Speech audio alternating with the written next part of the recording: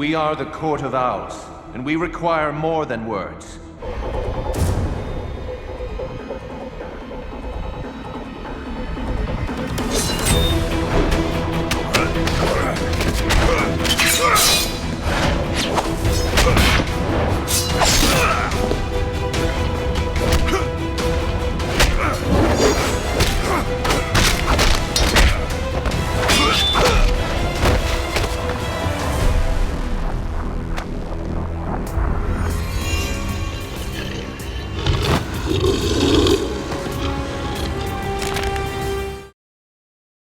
Hey YouTubers, it's Charlie. This is going to be my Batman Court of Owls video, just an explainer for what they are from the comics and how the TV show How Gotham is doing them. So just careful for spoilers for things that have happened on Gotham so far this season. So when you talk about the Court of Owls, most people are talking about Scott Snyder's run on the Batman comic book. He was the guy that came on at the start of the New 52, wrote this amazing Batman run, probably longer than almost anybody wrote on any other title during the New 52 up to present day. He just left the title, so I think he wrote about 50, it was either 51 or 52 issues total. They just had his epilogue, they just changed Batman's costume. So Scott Snyder's run on Batman was amazing, but a big part of that was introducing the Court of Owls. It was a new creation of the New 52. It did not exist prior to Scott Snyder's run, so there was a lot of retconning of Gotham City's history. It was an attempt to create a mythology around the ruling families of Gotham, going back to the beginning of the city. Very Stanley Kubrick, Eyes Wide Shut, shadow organization, controlling the history of Gotham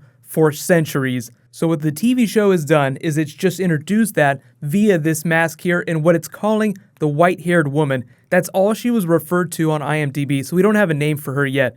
But there are people who are members of the court, the really wealthy people. Then you have the Talons, which kind of looks like Fish Mooney's outfit here. She almost looks like she's wearing a version of Talon armor. And she even has fingernails that look a little bit like Talons. But the Talons are very literally sleeper agents, like people that have been dead and brought back to life that they keep on ice till they need them. Now you see on the TV show on Gotham why the court is funding Hugo Strange's experiments in bringing people back from death. They want a solution to cheat death. They also want to create Talons. So what it seems like the TV show is doing is it's just teasing that now in the finale, in the season 2 finale, and will push deeper into the mythology of the Court of Owls in season 3.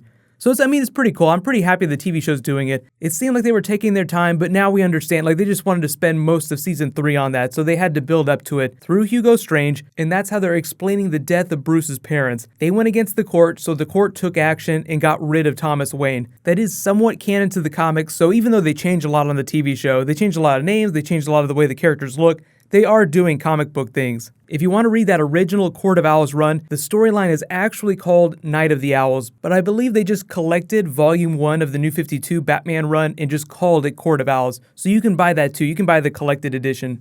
I always get a lot of questions about Bruce Wayne becoming Batman on the TV show. What I think might end up happening is they'll go the Smallville route, where at the very end, whatever season that ends up being, they'll tease the cowl, like he'll put a version of it on, and then bam, it'll like slam to black. Just like Clark on Smallville put the costume on in the very final episode. Because DC is so protective of the way Batman and Superman are depicted, I think they just don't want to oversaturate things because they're in the process of rebooting the movie universe right now. But David Mazouz, the person who actually plays Bruce Wayne on the show, is about 15 years old now, so in about 3 years, which would be season 5 of the TV show, he'd be 18, right about the time Bruce Wayne is close to Batman. Technically in the comics, he was about 25 when he first took the mantle of the Bat, but you could totally fudge that for the TV show a little bit. They kind of did the same thing with the Smallville TV series, they played with the dates a little bit. So let me know in the comments, what do you think about them doing Court of Owls in the TV show? Who do you think the first Talon would actually be? Because they would definitely do a Talon if they're doing Court of Owls.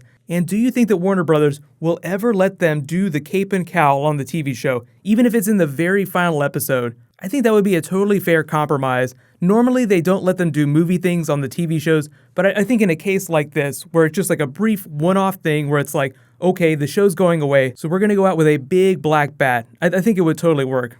But what's going to happen tomorrow is there's a big battle royale on The Flash, so be sure to subscribe to get that video, and I'll be posting my Game of Thrones Q&A.